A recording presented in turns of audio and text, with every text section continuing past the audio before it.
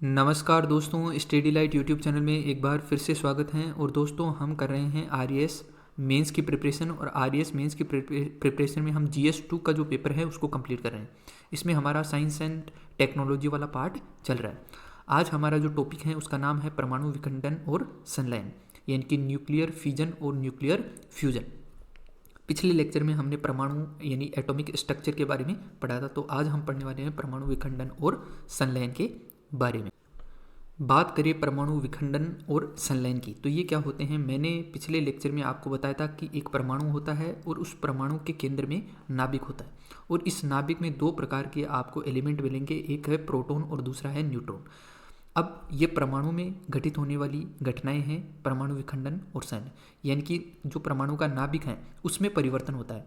अगर परमाणु के नाभिक में परिवर्तन हुआ तो प्रोटॉन की संख्या और न्यूट्रॉन की संख्या चेंज हो जाएगी। इसका मतलब है कि एक जो परमाणु है वो किसी दूसरे परमाणु में परिवर्तित हो जाएगा। और इस घटना में जब परमाणु दूसरे परमाणु में चेंज होता है तो इस घटना में बहुत सारी एनर्जी निकलती है, बहुत सारी ऊर्जा निकलती है। तो इसका मेन उद्देश्य ऊर्जा को प्राप्त करना ही है। परमाणु विखंडन और संलयन का मेन उद्देश्य ऊर्जा के बारे में ही है, यानी एनर्जी के बारे में है। अब देखो, एक हमारे साइंटिस्ट हुए जिनका नाम है आइंस्टाइन। आइंस्टाइन ने एक इक्वेशन दी थी E = mc²। अब देखो, E = mc², जहाँ पे E तो है एनर्जी और m है द्रव्यमान और c है प्रकाश का वेग। उन्होंने ये बताया था कि किसी भी मास को यानी किसी भी द्रव्यमान को एनर्जी में चेंज किया जा सकता है, बशर्ते आपके पास वो तकनीक होनी चाहिए। अब परमाणु के नाभिक में परिवर्तन होता क्या है, तो परमाणु में परिवर्तन होने का मेन कारण है बंधन ऊर्जा। हर एक परमाणु की जो बंधन ऊर्जा है अलग अलग होती है, और इस बंधन ऊर्जा के कारण ही कोई भी जो परमाणु है उसका जो नाभिक है वो अस्थिरता से स्थिरता की ओर जाने का प्रयास करता है। इस अस्थिरता से स्थिरता की ओर जाने का प्रयास करता है। जैसे कि एग्जाम्पल की बात करें तो यूरेनियम 235 ये एक परमाणु है। ये जो परमाणु है वो अस्थिर है, ये स्थिरता की ओर जाने का प्रयास करेगा। तो स्थिरता की ओर जाने के कारण इसके नाभिक में परिवर्तन होगा, और नाभिक में परिवर्तन होने के कारण ये दो अलग अलग परमाणुओं में टूटेगा, एक बेरियम और दूसरा क्रिप्टॉन। तो ये दो स्टेबल यानी दो स्थिर परमाणुओं में टूटेगा, और जब परमाणु में टूटेगा तो इसके साथ बहुत सारी एनर्जी भी रिलीज होगी, बहुत सारी एनर्जी भी रिलीज होगी। तो परमाणु विखंडन हो या संलयन हो, दोनों में ही ऊर्जा प्राप्त होती है, और कोई भी परमाणु जो है वो अस्थिरता से स्थिरता की ओर जाने का प्रयास करता है। एनर्जी किस पर निर्भर करती है, तो एनर्जी निर्भर करती है उस परमाणु के द्रव्यमान पे, यानी जिस परमाणु का द्रव्यमान जितना ज़्यादा होगा उस परमाणु से ऊर्जा भी उतनी ही ज़्यादा निकलेगी। तो यूरेनियम का जो द्रव्यमान है वो बहुत ज़्यादा होता है, इसलिए जो ऊर्जा है एनर्जी है वो भी बहुत ज़्यादा निकलती है। नेक्स्ट डिटेल से बात करते हैं हम परमाणु विखंडन यानी न्यूक्लियर फिजन के बारे में। तो न्यूक्लियर फिजन की आपको डेफिनेशन लिखनी है, तो आप लिखोगे परमाणु विखंडन वह प्रक्रिया है जिसमें एक भारी नाभिक जैसे कि यूरेनियम 235 दो या दो से अधिक छोटे नाभिकों में विभाजित हो जाता है, जिससे ऊर्जा निकलती है। देखो एग्जाम्पल आपको इस प्रकार से लिखना है, यूरेनियम 235 ये 92 क्या है, इसका परमाणु क्रमांक है। तो यूरेनियम 235 जब टूटेगा तो एक तो क्रिप्टॉन में और एक बेरियम में टूटेगा, और साथ में एनर्जी भी निकलेगी। तो इसको बोलते हैं परमाणु विखंडन, यानी एक नाभिक दो या दो से अधिक परमाणुओं में छोटे नाभिकों में विभाजित होता है तो ऊर्जा निकलती है। जब विखंडन के दौरान जारी न्यूट्रॉनों के पास नाभिक में आगे विखंडन होते हैं, यानी इसमें जब न्यूट्रॉन की बमबारी होती है तो इसका जो नाभिक होता है उस नाभिक में क्या होता है, विखंडन की प्रक्रिया ट्रिगर होती है, और जिसके कारण ये दो अलग अलग नाभिकों परमाणुओं में टूटता है। अब परमाणु जो विखंडन है उसमें दो प्रकार की प्रक्रियाएं होती है, एक होती है नियंत्रित यानी कंट्रोल्ड, और दूसरी होती है अनियंत्रित यानी अनकंट्रोल्ड।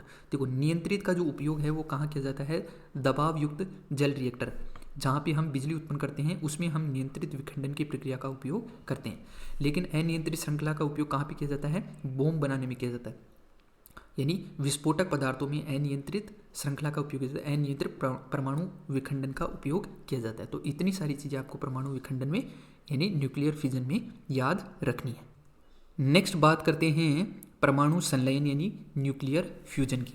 तो न्यूक्लियर फ्यूजन जो है जस्ट उसका जो परमाणु विखंडन है उसका उल्टा है। इसमें क्या होता है, परमाणु संलयन वह प्रक्रिया है जिसमें दो हल्के परमाणु नाभिक मिलकर एक बाहरी नाभिक बनाते हैं जिससे ऊर्जा निकलती है, इसे ही बोलते हैं परमाणु संलयन। जैसे एग्जाम्पल से समझो, जो हमारा सूर्य है इस सूर्य में क्या है, हाइड्रोजन के क्या है, समस्थानिक पाए जाते हैं। मैंने पिछले लेक्चर में आपको समस्थानिकों के बारे में बताया था, जिनका परमाणु क्रमांक तो क्या होता है, समान रहता है, लेकिन जो द्रव्यमान संख्या है वो भिन्न भिन्न होती है, उनको बोलते हैं समस्थानिक। तो हमारे सूर्य में दो प्रकार के हाइड्रोजन के समस्थानिक पाए जाते हैं, एक है ड्यूटेरियम यानी 1H2 और एक है ट्राइटियम यानी 1H3। इन दोनों का परमाणु क्रमांक तो एक एक है, लेकिन द्रव्यमान संख्या भिन्न भिन्न।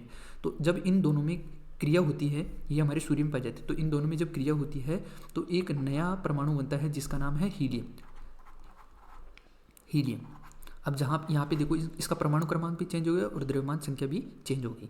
तो ये जो ड्यूटेरियम है और ट्राइटियम है, ये दोनों मिलके क्या बनाते हैं, हीलियम बनाते हैं, और साथ में क्या निकलती है, एनर्जी निकलती है। तो ये हमारे सूर्य जो सन है उसमें होने वाली घटना है। तो ये परमाणु संलयन में आपको ये चीज़ें याद रखनी है। नेक्स्ट बात करते हैं हम परमाणु विखंडन और संलयन का महत्व। यदि आपसे ये पूछा जाए कि इनका क्या महत्व है, तो देखो ऊर्जा उत्पादन करने में इनका उपयोग किया जाता है। इसके अलावा परमाणु हथियारों का निर्माण करने में, जैसे कि बम बनाने में।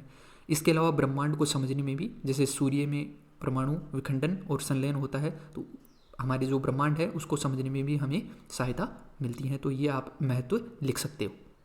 नेक्स्ट आपसे परमाणु विखंडन और संलयन के बीच अंतर भी पूछा जा सकता है। तो आपको बताना है सबसे पहले तो परमाणु के बारे में। इसमें बाहरी परमाणु का विखंडन होता है, यानी विखंडन मतलब टूटते हैं, और इसमें हल्के परमाणु संलयन यानी जुड़ते हैं। ऊर्जा के बारे में बात करें तो इसमें ऊर्जा बढ़ती है, जबकि परमाणु संलयन में ऊर्जा घटती है। ऊर्जा प्राप्ति की बात करें तो इसमें भी ऊर्जा मतलब प्राप्त होती है और संलयन में भी ऊर्जा प्राप्त होती है। ठीक है। इसके बाद में उपयोग की बात करें तो इसका जो ज़्यादातर उपयोग है वो परमाणु बम बनाने में किया जाता है, यानी परमाणु विखंडन का उपयोग परमाणु बम बनाने में किया जाता है, जबकि संलयन का ज़्यादातर उपयोग ऊर्जा उत्पन्न करने में किया जाता है। ये आपको याद रखना है। इसके अलावा प्राकृतिक उपाय की बात करें तो प्राकृतिक रूप से उपयोगी नहीं है, क्योंकि इसमें बहुत सारा अपशिष्ट निकलता है, जबकि ये प्राकृतिक रूप से उपयोगी है, इसमें अपशिष्ट कम मात्रा में निकलता है। तो ये जो अंतर है ये भी आपसे पूछा जा सकता है, ये भी आपको याद रखना है। इसके बाद में अंत में यदि आपको निष्कर्ष लिखना है, इन कंक्लूजन लिखना है, तो आप वो भी लिख सकते हो, जैसे कि परमाणु विखंडन और संलयन ऊर्जा विज्ञान और वैश्विक सुरक्षा के लिए दूरगामी प्रभाव वाली दो विपरीत लेकिन आकर्षक प्रक्रियाएं हैं, जबकि विखंडन का उपयोग शांतिपूर्ण और विनाशकारी दोनों उद्देश्यों के लिए किया गया है, जैसे कि बम बनाने में। महत्वपूर्ण तकनीकी चुनौतियों के बावजूद संलयन एक स्वच्छ और टिकाऊ ऊर्जा स्रोत का वादा है, यानी संलयन ज़्यादातर ऊर्जा यानी एनर्जी उत्पन्न करने में उपयोग की जाती है। हमारी बढ़ती ऊर्जा आवश्यकताओं को पूरा करने और ब्रह्मांड के रहस्यों की खोज के लिए इन परमाणु प्रक्रियाओं को समझना आवश्यक है। तो यहाँ पे हमारा ये वीडियो खत्म होता है। आई होप कि आपको समझ में आया होगा परमाणु संलयन और विखंडन दोनों।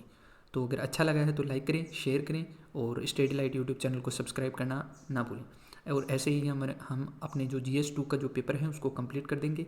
तो मिलते हैं अगले लेक्चर में, तब तक के लिए धन्यवाद दोस्तों, और पढ़ते रहिए।